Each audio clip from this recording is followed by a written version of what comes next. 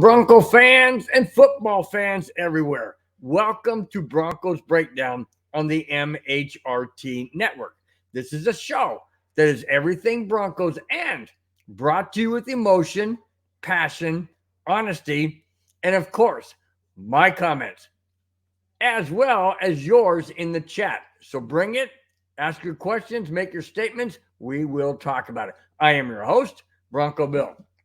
All right, guys, thank you so much for tuning in here on this first day. Can you believe it? The first day of March. Today is March 1st. Yesterday was leap year, February 29th, and today is March 1st. So welcome to March. We're right around the corner to spring. So hope you guys had a wonderful, wonderful week. We're going to get right into the topics of the show. And, please feel free to comment, say what you have to say, and we will definitely talk about it. Always great to have each and every one of you watching as well as being in the show. Really do appreciate it. All right, guys, let's kick it off with the very first topic. Here it is. Last Friday, the NFL announced that the salary cap for the 2024 season will increase by 13.6% per team. Well, actually, not per team. 13.6% per team from what they had this past season. Okay? That makes it a record $255.4 million per team. Do you know what that equates to, guys? I figured this out right before coming on the air. And at $255.4 million per team times 32 teams in the NFL, that is a whopping $7,168 million for the entire league that they're allotted to spend. That is insane. $7 billion. Now go back to what Walton Penner ownership group, what they paid to buy the Denver Broncos. It was basically half of what the entire league is giving these teams the availability to sign players at $255.4 million times 32, because 32 teams, you're looking at $7,168 million. That's insane. Let me continue. Check this out. This past season, the cap was at $224.8 million. The main reason for the record jump is the league has now paid back all player benefits that were deferred in the pandemic year of 2020. This was done to keep the league running during the COVID-19. So you see it, you understand, guys? So what that breaks down to is this. The league said either one of two things has to happen. Either A, because of COVID and we have no fans, we have no revenue, we can't operate. We cannot have football games, whatever. We can't do it. It's just impossible. We don't have the funds. But what they did was they deferred the all player benefits. So I'm assuming that may mean medical, hopefully not. Maybe, I don't know what the benefits are or were. Doesn't matter. What does matter is that the league did the correct thing. And because they deferred that money that would be paid to the players, they then used that to keep the league going through the pandemic year of 2020 and possibly and even part of 2021. So that was a very brilliant move. But because they paid it all back and the league gets tremendous amount of money, and we'll get into that here shortly, the league makes tremendous amount of money because of ticket sale. I mean, everything. Just put everything into the equation. They make bank. And for them to increase it by 13.6%, that's fantastic. What does that mean for the Broncos when it comes to the Russell Wilson guaranteed money? Nothing, because this is for 2024. The Russell Wilson situation is 2023 and 2022. So all of that is already in the contract prior to this salary? Because I've had people ask me, does this mean that Denver is not over the cap? No, it does not mean that.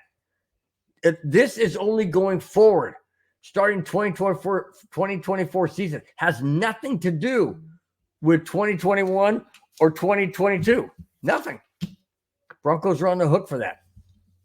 Broncos are absolutely on the hook for that. And people can point fingers at George Payton or whatever, but it was the ownership group that signed off on it too. Now I'm not going to go down that road again. We've gone down that path way too many times. We all know about it.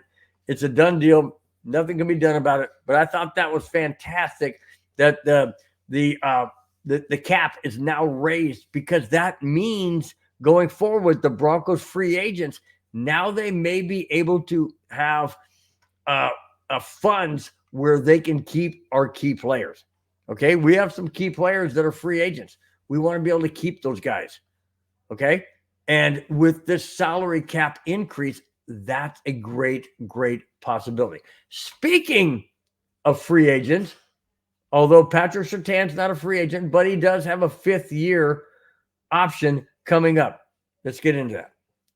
Patrick Surtain's 5th-year option for the 2025 season, not 24, 2025 season, will be $19.802 million that year. The Broncos owners and George Payton will pick up that 5th year. That is absolutely a no-brainer. Of course it is a no-brainer. You got the best corner in the league, and I've hashed this out since I'm Bronco blue in the face. Broncos have the best corner in the entire league in Patrick Surtain II. No doubt about it. Is there ever a doubt that the Broncos would not pick up Patrick Surtain's 5th-year option? That would be absolutely foolish beyond foolish. Foolish, beyond stupid, beyond ignorant, beyond asinine. Yes, that's a word. It would be catastrophic to the Broncos if that were to happen. And I firmly believe that Sean Payton, George Payton, Greg Penner, ownership group, and all that firmly believe that would be a mistake. And that's why they're going to pick up his 5th-year option. I mean, why else would you not? Why else would you not? It's just stupid if you don't pick it up. All right. Earlier, right before that, I was talking about the salary cap increase. Okay. Well, this is an option for the Denver Broncos to get under the cap for 2024 season, even though all of the cap stuff that they're dealing with is from 2023. I don't know if that makes any sense to you guys. If not, go back to how I explained the salary increase, and then you possibly you'll understand. All right, here it is. Courtland Sutton had a great season with some spectacular touchdown catches. Denver is looking into restructuring Courtland Sutton's contract. Why? Because they're trying to get under that $24 million override that they're in. They're in salary cap Hades. So they need to get underneath that. So let me continue. Sutton is set to make $13 million in 2024. Mike Kliss of KUSA TV noted Denver could convert part of Sutton's salary into a signing bonus for cap relief. Yeah, if you take let's say a person, like you said, person's owed $13 million. So Courtland Sutton's owed $13 million. So let's say that they say, okay, a signing bonus of $13 million will be $8 million. Okay. So that means that when he signs, he gets that $8 million. That doesn't go against the salary cap, because that's a salary bonus or signing bonus. So that doesn't go against the cap. So if he has 13 and he has an $8 million signing bonus, then the other 5 is in the contract, and that is what is going to go against the salary cap. So there's a lot of ways to work around this whole situation. A lot of ways. I'm not a mathematician professor. I'm not an economic major or anything like that. But it does make sense that if there are ways or loopholes or structures that you can do to get under that cap with any individual player or players or whatever the situation may be, why not do it? Why not do it? Basically, what they're doing is they're taking the money they have for 2024. They're above the cap. So they say, okay, well, we'll take this money and we'll put it over here. So that way, it's kind of like, okay, let's simplify this. Let's say you got a dozen eggs, okay? Excuse me, you got a dozen eggs. And you're only supposed to have 8 eggs, okay? And you got 12. So now you got to get rid of 4. Well, how do you get rid of 4? Well, you're above the so-called salary cap. So you take those 4 and you go, okay, we're going to give you a signing bonus. And here's what we do. So we take those 4 and we put them over here. And now they're not part of the 8, right? They're not part of the 12 anymore. There's only 8 left. And that's where they need to be. So this 4 over here ends up going to the next year. Or, like I said, signing bonus, whatever it is, however they move those pieces around, that's basically what they're talking about. That's basically what they're talking about. You got to move this to this pile, to that pile, to this. It's like a chess game. It's like a freaking chess game. Above my salary pay, that's for dang sure. All right. The topic of the show is Russell Wilson wants 2 more in Denver. Look below my name where it says Bronco Bill. It says Wilson wants 2 Super Bowl championships with Denver. Is he going to get that opportunity? Doesn't look like it. Could be. Let me bring you this topic. This is the main topic of the show. Here we go. Russell Wilson was a guest on former Broncos podcast show called Brandon Marshall, I Am Athlete. During the interview, Wilson said, and I quote, "Whether in Denver or somewhere else, I hope it's in Denver.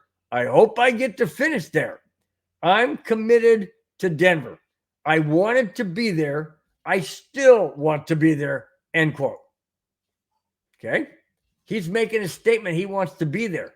But do the Broncos want him to be there? Let me continue. He continued, meaning Russell Wilson continued, and I quote, "For me, it's all about winning. Over the next 2 years, I want to win 2 Super Bowls in Denver." Okay, that's commendable. That's commendable. I appreciate that. I continue, and I'm still quoting Russell Wilson.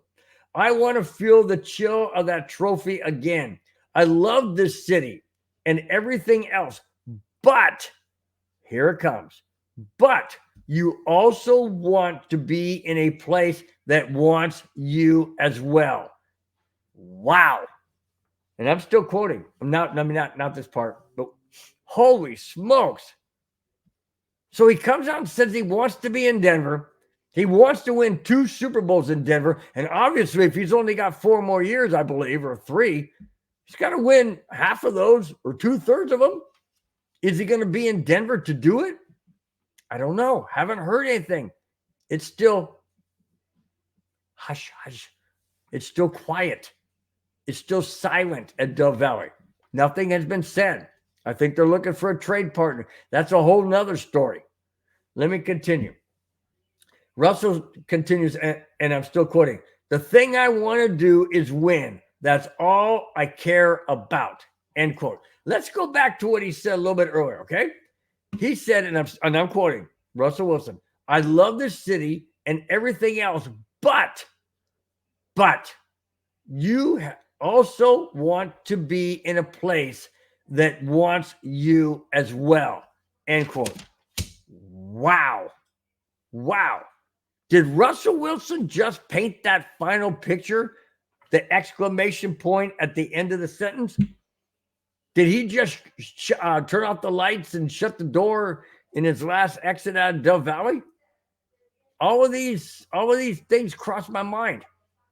He says he wants to bring 2 Super Bowls to Denver. Now, nobody does it on their own. Sure, you have supporting cast like crazy. That's why I call it a team. This isn't bowling. Well, bowling's a team, but you know what I'm saying. This isn't tennis, one-on-one. This isn't golf. That's the best explanation. This isn't golf where it's you against the course. This is football where you have 10 other guys beside yourself on offense. And you got 11 guys on defense. And you got special teams. This is a team sport. Russell Wilson may want to win 2 Super Bowls in Denver. My question is, will he get that chance? I don't think so. I think the writing's on the wall, especially when he ended that interview by saying, but you let me. I don't want to misquote him, so I'm gonna say it again. He says, and I'm quoting, but you also want to be in a place that wants you as well. End quote. That's the point. Denver right now, in my opinion, doesn't want Russell Wilson. Why? Because Sean Payton doesn't want to change the way he's coached for all of these years. And Russell Wilson can't, in my opinion, change. Why can't Russell Wilson change? Because that's not a style. I mean, you look at any athlete. What they do best is what they do best. They can't change what they do best because then it won't be best. It'll be subpar. It'll be average. It might be above average, but it ain't going to be best. What a person does best, you can't change, or you don't want to change. Why would you change it? If that's what they do best, why would you change it? Well, on the flip side, you've got Sean Payton. What does Sean Payton do best? What he did with Drew Brees. Was he able to do that with Russell Wilson? Not last year, but it was their first year. First year together. You have to give a little. You have to give and take. That doesn't happen. That does not happen with Sean Payton. And it didn't happen last year. Sean Payton's a very alpha A personality. He's a very dominant personality. We saw that in the sideline when he was getting Russell Wilson's face. And that's not good, but that's how he is. Do I condone it? No, not really. I think it's bad look on the team. Really bad look on the coaching staff. Absolutely. So, but my point is this. Is Russell Wilson going to be on the Broncos in a couple weeks? I don't know. I'll get to that a little bit later in the show. All right.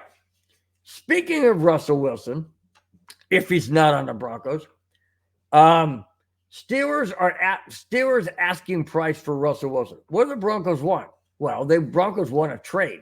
That's for sure. The Pittsburgh Steelers are in need of a proven quarterback, and most NFL people believe that quarterback could be Russell Wilson. The Steelers won't have to give up anything if they wait for Wilson to be cut. That's the key. The Broncos are trying to trade Russell Wilson. Why? They're trying to recoup some money back or a trade draft pick. Not trade, a draft pick or possibly a trade, but most likely a draft pick.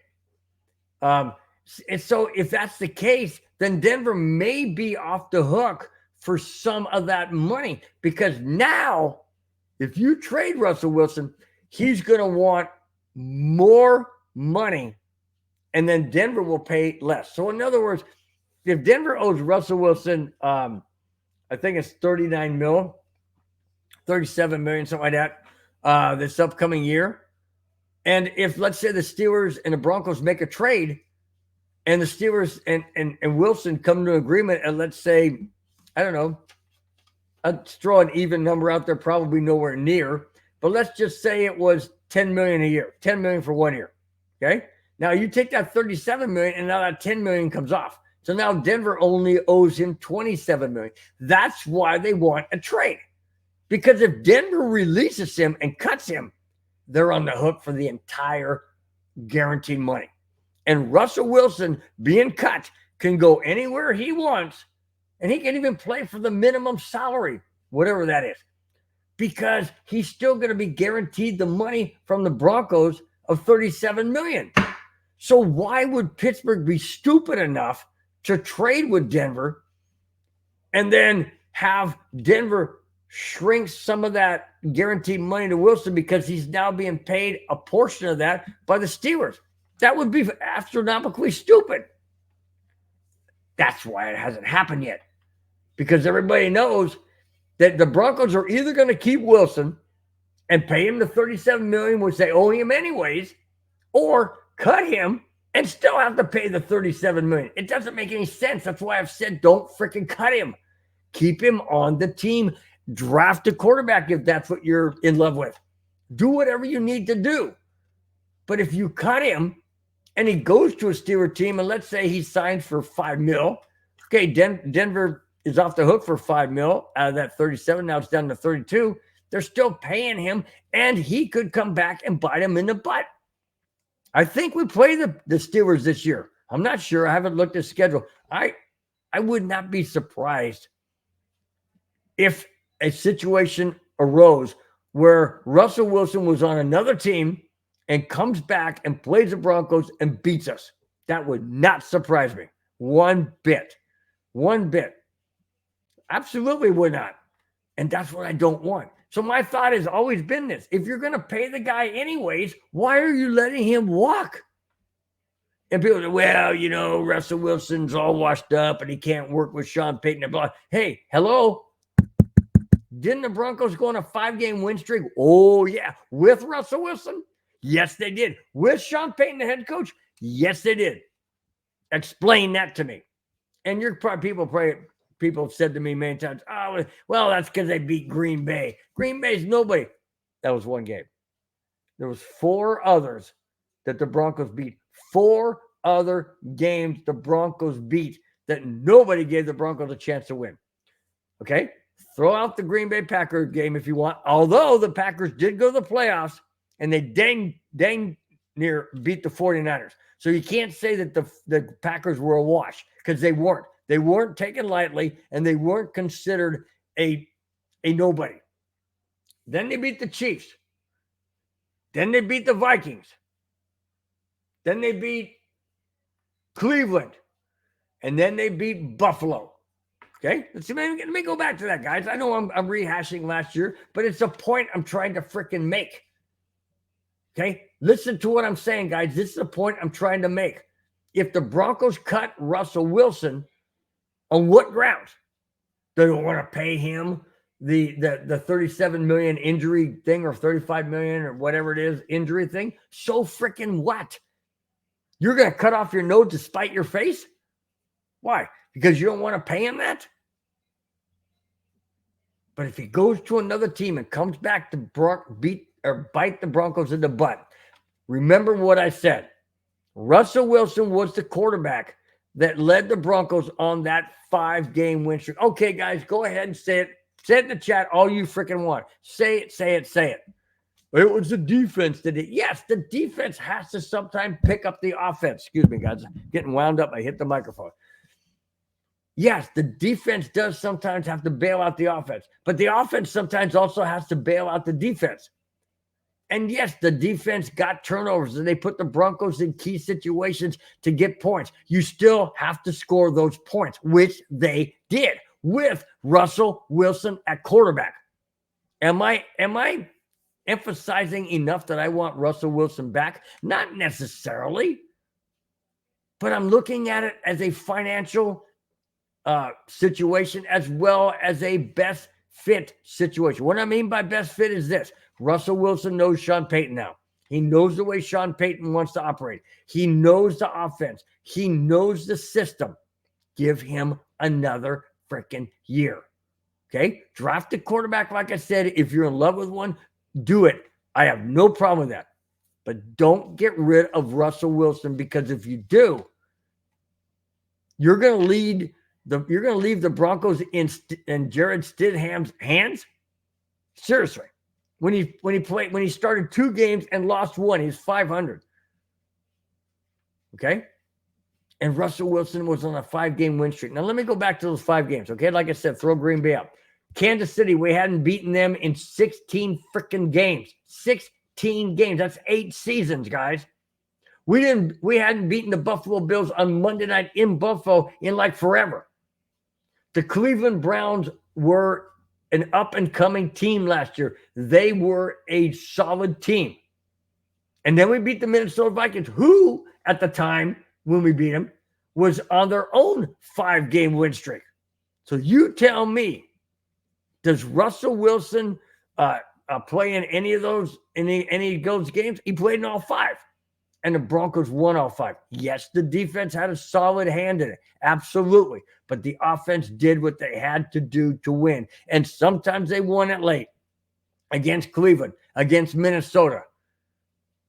And sometimes they just had their way, like with Kansas City and Buffalo. That's what I'm talking about. Actually, Buffalo came down to the end too. But that's what I'm talking about.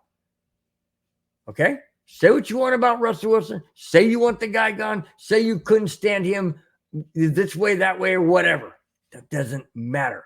What does matter is if Russell Wilson wants to come back and Sean Payton is willing to give it one more shot and draft a quarterback and let him learn under the system, that's what I want as well. That's what I've been wanting. Keep Russell Wilson. You're going to pay him anyways. He knows the system. He knows the coach. He knows the playbook. Let's keep him at least for one more year and don't make another drastic mistake by letting Russell Wilson walk and pay him anyways. That's all I'm saying, guys. All right. Let me get back to what I'm saying here, okay? Let me see where I left off. I said the Steelers won't have to give up anything if they wait for Wilson to be cut. Okay, I already went down that whole pipe road there. Denver, however, will still have to pay Wilson $39 million in guaranteed money. Pittsburgh, however, would really only have to pay Wilson the minimum quarterback salary because of the guaranteed money from Denver. That's what I'm saying. If they're already paying him $39 million, well, I said 37, it's 39. They're paying him $39 million. He can sign for the quarterback minimum. And why not? I mean, he'll be double dipping and he'll still be playing and, you know, maybe living out a dream to win another Super Bowl. Obviously with another team, but, you know, I'm just saying, Pittsburgh could come out of here smelling like roses if they just let Russell Wilson be cut. That's what I don't want, because I stated just on that rant rave I just went on. I don't want Denver to let go of Russell Wilson, period. All right, let me finish up with this. We will see where all of this ends up in the next few weeks. Yeah, because Sean Payton has said in the next few weeks, the news will come out about what they're going to do with Russell Wilson. Now, because they're taking their time, that tells me one of two things. One, they're looking for a trade partner they haven't found. And two, they realize they're going to have to pay Russell Wilson the $39 million either way. I'm really thinking and believing that they're thinking about keeping him, hopefully restructuring that whole injury thing, which probably won't ever happen because I don't see Russell Wilson doing that. And then it's going to come down to, well, if he's not going to restructure that injury guaranteed money, we're going to have to cut him. Well, then, in my opinion, that's stupid. So you're going to cut a guy. And I know it comes down to money, guys. I understand that. $39 million that's guaranteed they have to pay him whether he's on the Broncos or not. And then if they do keep him, then they have to pay him an additional $37 million of guaranteed money for injury clause or injury protection or whatever they call it. So that's an excess of $70 million. 39 and 37. That's $76 million. They got to pay him. They can save that $37 million if they let him go. That's what I think is going to happen. That's not what I want to happen. I know it ain't my money, but when you're worth billions, is $37 million really all that much? Especially when you drop $100 million in renovating Vesco Field, you drop $400,000 on turf halfway through the season because you want to make it safer for the players. I get that, and I know $400,000 is nowhere near $37 million, but I'm just saying, I don't like it. All right. If Russell Wilson were to leave the Broncos, who should Denver look to? Well, here it is. Minnesota Vikings quarterback Kirk Cousins is a free agent, and several teams could be in pursuit of his talent. Those teams are, here they are, Denver Broncos, Tampa Bay Buccaneers, Atlanta Falcons, Las Vegas Raiders, Pittsburgh Steelers, if they don't get Wilson, if Wilson's released, and Tennessee Titans. Kirk Cousins' recovery is on track, and he should land a deal even at age 35.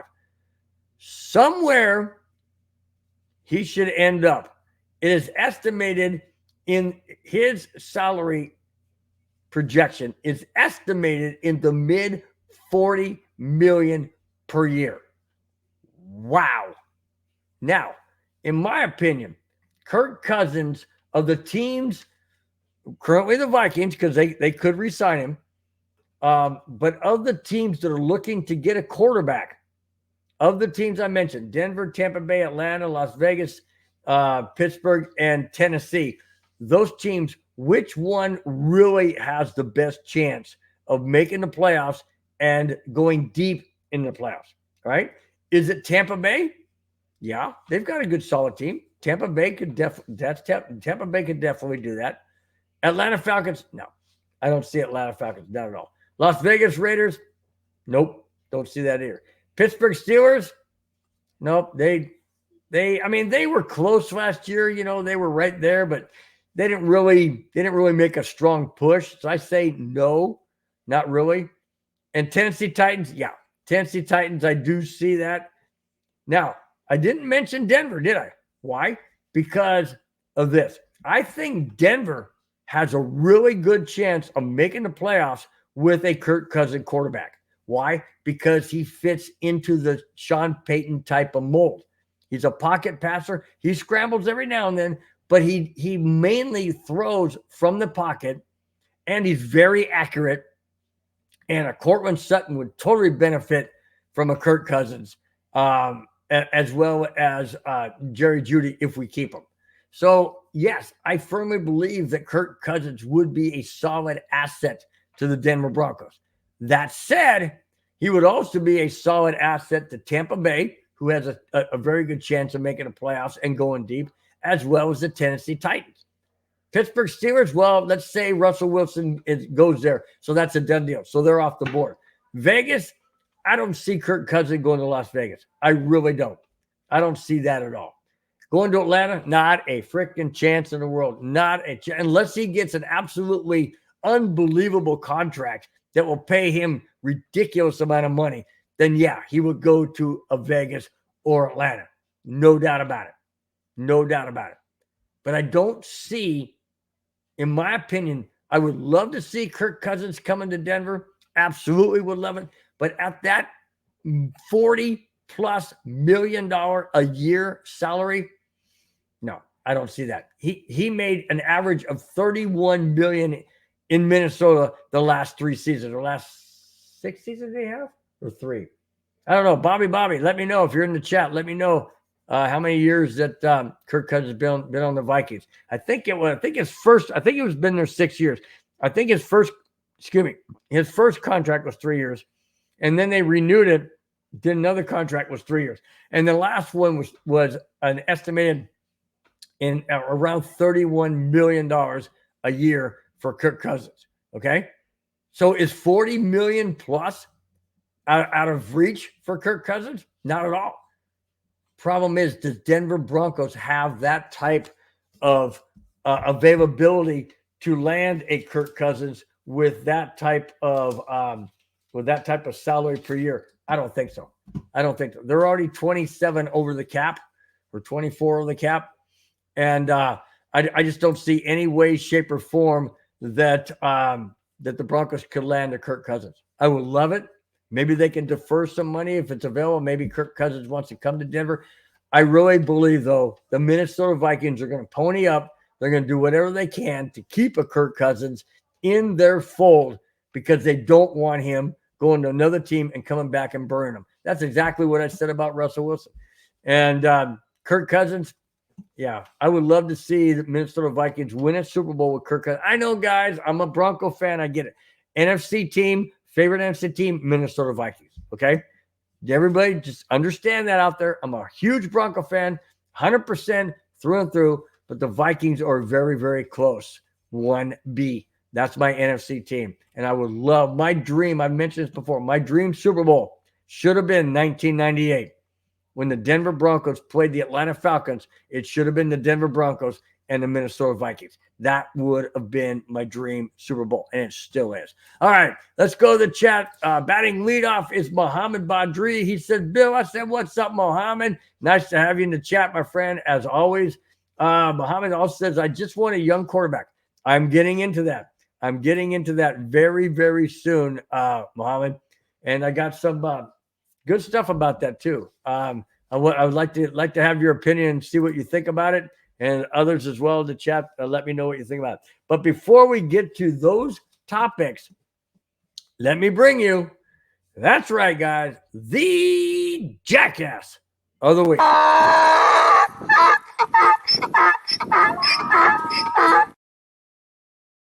All right, guys. The jackass of the week is, I'm getting so sick and tired, honestly, about bringing these type of stories and these type of topics. And people ask me quite often, why do you keep doing jackass of the week if you know these guys are never going to learn? They're never going to grow up. Because it's relevant. It's happened. It's there. And yes, it could be a very, very strong reminder to each and every one of us out there not to be this stupid. Not to be. These guys have fantastic, phenomenal resources. They got money up the wazoo. And they do stupid things. Or they don't use their head. Or they just think they're bigger and better than the law. Do you know who I am? Who cares? You broke the freaking law, dude. It doesn't, just because you're this, that, or the other, doesn't give you a free pass. Clayton Haran, what is up in the chat, dude? Says, hey, my guys. Hey. I say, Clayton, what's happening, my friend? Clayton says, and please do this, guys. I really do appreciate it. Smash that like button and share the show with each of your friends, relatives, distant relatives, ex-wives, ex-girlfriends, anybody. Just share it. I really, really do appreciate it. Clayton Huron says, been a while, been working my beep off on my house, painted the whole place and stained all the trim. Looks amazing. Sweet, dude. Sweet. Hey, you know what? You got to do what you got to do, man. You got to do what you got to do. You could always go back and watch this after it's been recorded, after it's been posted on MHRT Network or my channel, which is Bronco Breakdown on YouTube. So you guys, you got, like I said, you got to do what you got to do. Work gets in the way of a lot of things. And that just doesn't mean the paying job work that you do.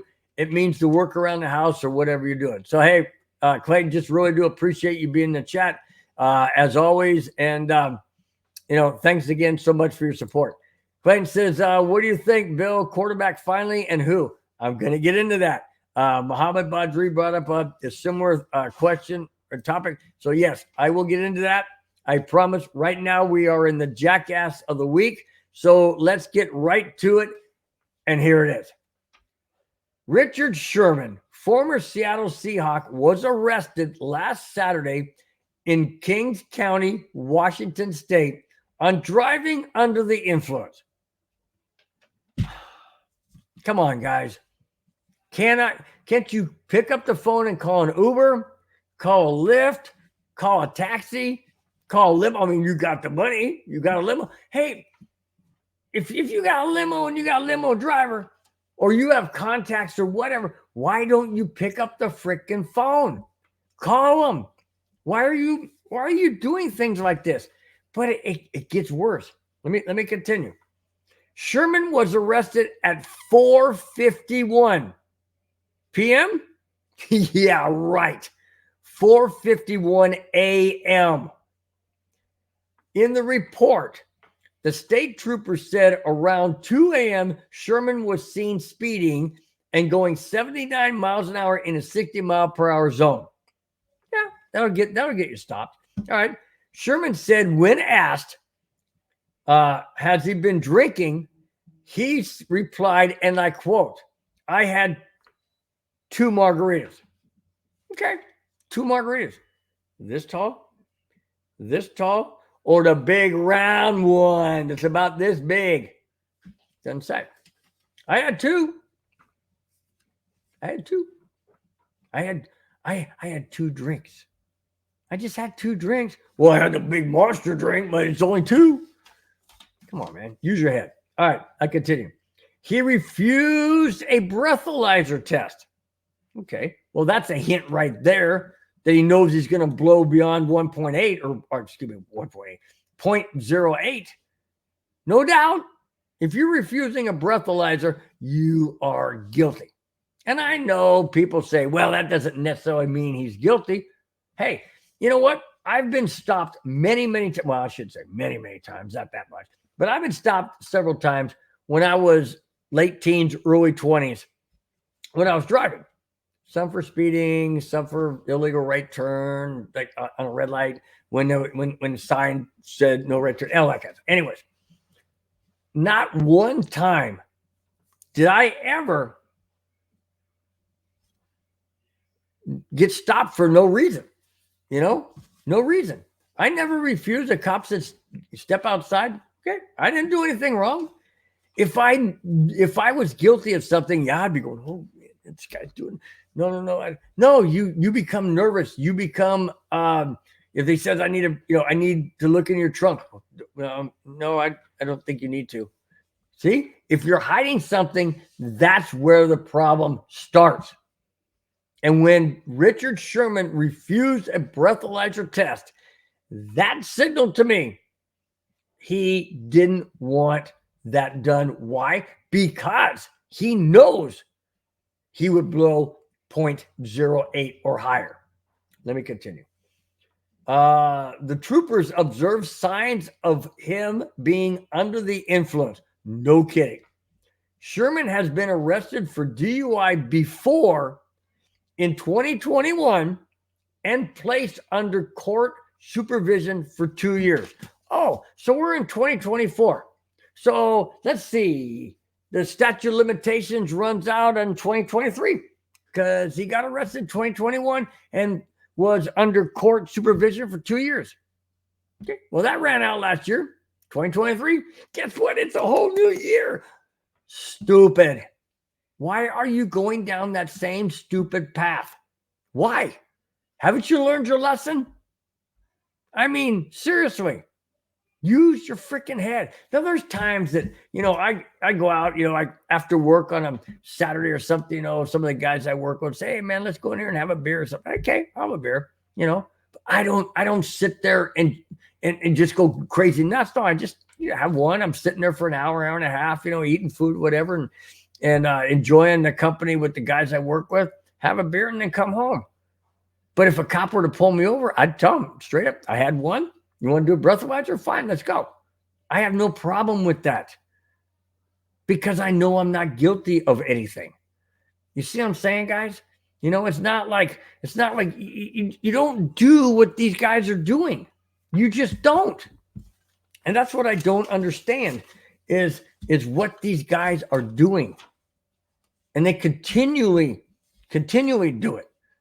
It just doesn't make any sense, man. It just doesn't make any sense. I'll never get over the fact that so many of these jackasses of the week is either domestic violence, under the influence, or some crazy thing like that. It just boggles my mind. It boggles my mind that none of these guys ever learn. Okay. Exactly. Mohammed Badri says, call a friend. Absolutely. Friend will come over and, hey, yeah, dude, man, I'd rather have you be safe than get an accident. That's another thing. It's another thing. Okay. Well, he got arrested. He could have killed somebody. Just like the guy in Vegas for the Raiders that killed that female girl. He was doing 100 something down this some road, and I forget. And it was a Raider player, and they cut him and everything because he went to jail and prison or whatever. And he killed her and her dog, and she was just coming back from walking her dog. Just very sad.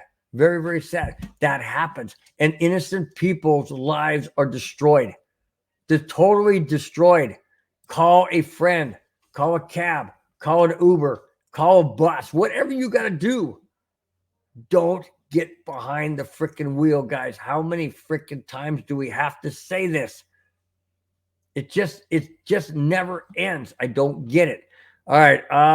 Yeah, Mohammed Badri totally agrees with me. Said he's a smart guy, so I don't get it. I don't get it either. I don't understand. I don't understand. Oh, I'm okay. I can drive. Well, no, you can't. Don't be foolish. Don't be foolish. Okay. Um, Clayton Haran says, I got it, and that was enough for me. Quit drinking. Almost been 2 years sober. Congratulations, Clayton. Congratulations. Absolutely love it. My life is truly better. Amen. Amen, Clayton. Clayton, I tip my hat to you, buddy. Tip my hat to you. Thank you so much for sharing that. That's amazing. Glad that nothing seriously happened to you. And that your life's much better. You're doing much better. And congratulations on almost 2 years. Absolutely, congratulations. Clayton goes on, says, I had my little man to call. Oh my gosh, dude. Whoa. Ooh, that just hit home, man. That just hit home. I got a 12-year-old grandson, a 7-year-old granddaughter. And oh man. I'm gonna read it again. I had my little man in the car with me. So yeah. Wow. Clayton, you just took my breath away, dude. Totally took my breath away. I'm gonna step back a moment. Whew. Yeah, yeah. All right. Let's move on. That just gripped me because I see myself with my grandkids, and yeah, I can only imagine, Clayton, that was a absolute eye opener. All right. Okay. Congratulations once again, Clayton. Absolutely. So happy for you, man. So happy for you. All right. Clayton, before I head on, Clayton says, and that's why I quit, Bill. I absolutely totally agree, dude. Absolutely totally agree. That is amazing. That is so cool. So freaking cool. And he follows up by saying a wake-up call. Absolutely. Absolutely. All right. Eric Bieniemy. Now, Eric Bieniemy Eric Bieniemy is going back to college. Whoa. Is he getting a degree? Oh, that'd be cool. No. That's not what's happening. Here it is. Eric Bieniemy is going back to college. Well, known for his offensive coordinator jobs with the Chiefs and the Commanders. Raiders. Redskins. Commanders. Bieniemy will move back to the college ranks, joining new UCLA head coach Deshaun Foster's staff as assistant head coach and offensive coordinator. Congratulations to Eric Bieniemy. He went on to say that this is a great opportunity for him to be able to bring his skills that he's learned in the NFL to UCLA and the young head coach Foster's, and that he can teach these young kids what it takes to get in the NFL. And some of these other coaches that he'll be working with, he can show them what it takes to be in the NFL as an offensive coordinator and assistant head coach. I think it's phenomenal for Eric Bieniemy. I wish him all the best. I know he seemed to get shoved over on occasion from being a head coach in the NFL. But if this is where he's happy and he feels like he can go to back to the college ranks and nurture these young guys that are hopefully trying to make their name known in the NFL, then that's great. That's a great calling that he has. He can use his knowledge that he got from Kansas City Chiefs. He can also get his knowledge that he got from the Washington Redskins. Commanders when he was there. So that's a very, very good way to look at it. I know he probably would love to be a head coach in the NFL, and maybe that will come down the pipe in some way, shape, or form down the road. That is meant to be seen. But right now, Eric Bieniemy is extremely excited, extremely happy to be on the UCLA college staff and looking forward to this year and years beyond. Congratulations to Eric Bieniemy. I wish him all the best. And, I just know that wherever you go in life, whether you go and follow your dreams and then those dreams are not really realized to its full potential, and you go back into something different or move something forward and you're happy there, that's all that matters. You've got to be happy where you're working. You gotta feel wanted and needed. And Eric Bieniemy apparently does feel that with the UCLA Bruins. All right. Last two topics. This goes back to Mohamed Badri asking about draft picks or quarterbacks, or if the Broncos are going to get one, as I believe Clayton Huron mentioned the same thing in regards to quarterbacks. So here it comes, guys. Here it is. Michael Penix. Now, Washington quarterback Michael Penix said about his meeting with the Broncos, he said it went good. Not great, not fantastic, not horrible, but good. Listen to this. I like this. I like this coming from Sean Payton. I really do. Listen to this. Michael Penix said, and I quote, "It was different than other meetings with other clubs because the Broncos and Sean Payton showed me a lot of my bad plays and asked me to talk about it." End quote. Wow. Wow. I like that. And I'll tell you why I like that. Because Sean Payton says, hey, if you got, let's just say, I don't know what the plays were, but I'm just going to throw something out. Let's just say that Michael Penix rolled out to his right, saw a wide open receiver by 3 or 4 steps and didn't throw him the ball and took a sack, or he overthrew the guy, or he missed he went back to handoff and he went to his left when the running backs go direct. I don't know what they are. I'm just saying there were bad plays. Does that mean passing game, running game, not reading the defenses, audibling into a bad play that benefits the defense? I don't know what the plays were. Doesn't matter. I'm not the head coach. Well, what I liked is the fact that the Broncos showed Michael Penix about his bad plays and then asked him to talk about it. Explain it. Explain what happened. Hey, if you're going to be a potential draft pick by the Denver Broncos, they need to know everything about you. When you go into an interview, now basically that's what these meetings are. This is basically an interview to see if they want to draft you. Well, it's like going to a job. Excuse me. You go to a job and they sit you down and they ask you these questions and they say, hey, what are your strong suits? Point your strong. What are your weaknesses? Most people don't want to talk about their weaknesses because it hurts. It's not beneficial. Well, it's not positive, put it that way. It can be beneficial if you learn from them, but it's not positive. They're negative. They're things you didn't do well. And if Sean Payton is willing to go front and center with Michael Penix and say, hey, here's some of your plays that you did. Explain what happened. Talk about it. Tell us what happened. Okay. And Michael Penix says, well, it went good. Well, I'll tell you what. You need to come front and center with your what's what I'm looking for? With your inabilities or your inconsistencies or your whatever other word I'm looking for. You have to deal with it. Everybody has deficiencies. I do. I can't do a lot of things before, or a lot of things that I could do before. So I'm getting older, guys. I can't do what I used to do. A lot of the things I can't.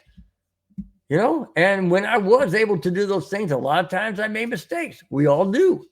You got to own up to it. You got to get yourself better. When somebody asks you a direct question and shows you in video point blank of what you're not doing correctly, you got to own up to it. Michael Penix, in my opinion, is probably not high on the Broncos' radar. But somebody here is. And this is the last topic of the show tonight, guys. And once again, thank you guys so much for your support. Thank you so much for watching the show. I really do appreciate each and every Friday. Thank you to Muhammad and for Clayton for being in the chat. As always, really do appreciate you guys very, very much. You mean the world to me when I come on here. Really do appreciate it. All right. Here is a positive. We talked about Michael Penix. Here's the flip side to who Michael Penix. This isn't Michael Penix, but this is a flip side of what Michael Penix wasn't. Here it is. Quarterback J.J. McCarthy of Michigan Wolverines, per Zach Stevens of DNVR, said JJ McCarthy has glowing reviews about the meeting with the Denver Broncos. He said he loves Denver, the team, and the talent that is on this team. Is McCarthy saying all the right things? Of course he is. Of course he is. But I feel it's coming from the heart. Why? Because it's involuntarily. He came out and said that. He absolutely came out and said glowing reviews. Glowing reviews. Michael Penix, not so much. Not so much. Okay, let me continue. But if Sean Payton and George Payton are in the position to draft McCarthy, it could be a match made a mile high. Absolutely. I love JJ McCarthy. And I know a lot of people say, well, those ones who win the Heisman Trophy or the ones that win the national championship, they don't really pan out in the NFL because it's a whole different type of game. Well, Sean Payton is a different type of coach. And if JJ McCarthy is on the board when the Denver Broncos are going to select at 12, or if they move up, do they take JJ McCarthy? I say, why not? I love this kid. Love this kid. I think the guy has talent, absolutely has talent. And I think under Sean Payton, and if Russell Wilson stays in Denver, he can learn under Russell Wilson. Like I've said many times, guys, not the way Russell Wilson does things, but the way the Broncos do things. And the way Russell Wilson, gets the play call in or whatever situation, whatever they need to learn, have him learn under a seasoned quarterback, not under a Jared Stidham. No, I don't want that, because Jared Stidham is not a seasoned starting quality quarterback. Russell Wilson is. Say what you want about Russell Wilson. I could care less. What I'm trying to get across, guys, is if you're going to bring in a draft choice or draft pick quarterback, raw quarterback coming in the NFL, you have to have a leader like a Russell Wilson, somebody who could take JJ McCarthy under his wing, somebody who can teach him the ropes, somebody who can show him what needs to be done as far as game ready, mindset, preparation, training, workouts, exercise, all that kind of stuff. Russell Wilson is that guy. If Russell Wilson is removed, then Stidham becomes that guy. And to me, that is not beneficial to any rookie quarterback, JJ McCarthy included, especially McCarthy, who is an absolutely fantastic college quarterback. Do I want Broncos to get McCarthy? Absolutely. That's the one. That's the person I've been wanting. I've been wanting since day one. Since day one, when I knew he was coming out, that's who I wanted. I also kind of leaned towards who's that one up in I was leaning towards Penix, but he's got issues. And now after this, I don't want the guy. I want JJ McCarthy. Is he going to be there at number 12? I don't know.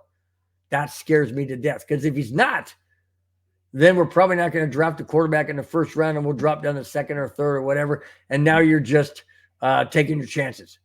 I think JJ McCarthy would be a perfect answer to the Broncos' future. Absolutely, firmly believe that. Because under a Sean Payton-led offense or team as head coach, I think McCarthy would absolutely benefit. No doubt about it. No doubt about it. All right. Clayton Aron says, great way to top off a Friday night. Let's go. Absolutely. Clayton, thank you so much, man. I'll tell you what, dude, you give me that adrenaline, you and I'm sorry, Muhammad Badri and others that are that have been in the chat. You give me a shot of adrenaline, but some of the comments that you make, Clayton, just love it, dude. Love it. Just thank you for that motivation, that spark, that backbone, that encouragement. Really, really, really do appreciate, Clayton, very, very much. Clayton Huron says he also wants JJ McCarthy. Absolutely. Like I said, I think the guy's brilliant. He's talented. He's accurate. He's a national champion. They beat my Washington Huskies at the time I wanted Washington to win, but hindsight being 2020, JJ McCarthy is the real deal. So I definitely want him wearing orange and blue starting in 2024 season. Is that going to happen? I don't know. I don't know, but I really, really hope. I really, really hope that happens. Very, very much so. That would be amazing. That would be absolutely amazing. I'd be so giddy, man. I'd come on the show that next Friday and I'd be like, yeah. I mean, I'd be going crazy. The 65-year-old body would go back to being 25-year-old. Absolutely. I get that way when the Broncos won the Super Bowl. I'm jumping up and down when the Avalanche won the Stanley Cup in 2022. Jumped up and well, the other ones too, but I'm just talking most recent.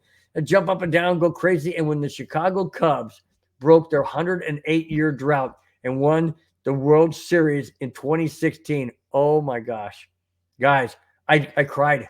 I cried. I realized I was able to see history in the making.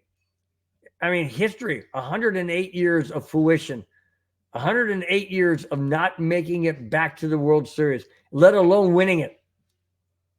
And they won it in 2016 in 7 games against the Cleveland Indians. I know they're the freaking Guardians now, but they're still Indians. Indians not a bad word, okay? It's not. So that was a phenomenal year, incredible year. And just like when the Avalanche won it in 2022, and they won it against the Lightning, who everybody thought was going to beat the Avalanche. It didn't happen. I get giddy, guys. I get giddy. If we draft J.J. McCarthy, you're going to see that same giddiness on that next Friday show. I absolutely, positively guarantee it. No doubt about it. That's it, guys. That's all I have. Thanks for watching. Thanks for subscribing. If you have not, please do so. It costs you nothing. It helps the channel out dearly, helps my show out tremendously. Guys, hit the thumbs up. That costs you nothing as well. It's free and easy. It just lets everybody know that you like the show, you like the content, you like the format, and you are willing to share your thumbs up to everybody else that comes across this show and says, hey, you know what? There's a lot of thumbs up. I think I'll go watch it and see what it's all about. Thanks a lot, guys. I really do appreciate it. It means the world to me. Mohammed Badri for being in the chat, batting leadoff. Clayton Huron for following up. Really do appreciate both of you guys being in the chat. I know it's a Friday. I know it's the 1st of March. And there's a lot of things going on. Spring is around the corner. You guys giving up your time to watch this show each and every Friday live, 5, 6, 7, and 8, wherever you may be, guys.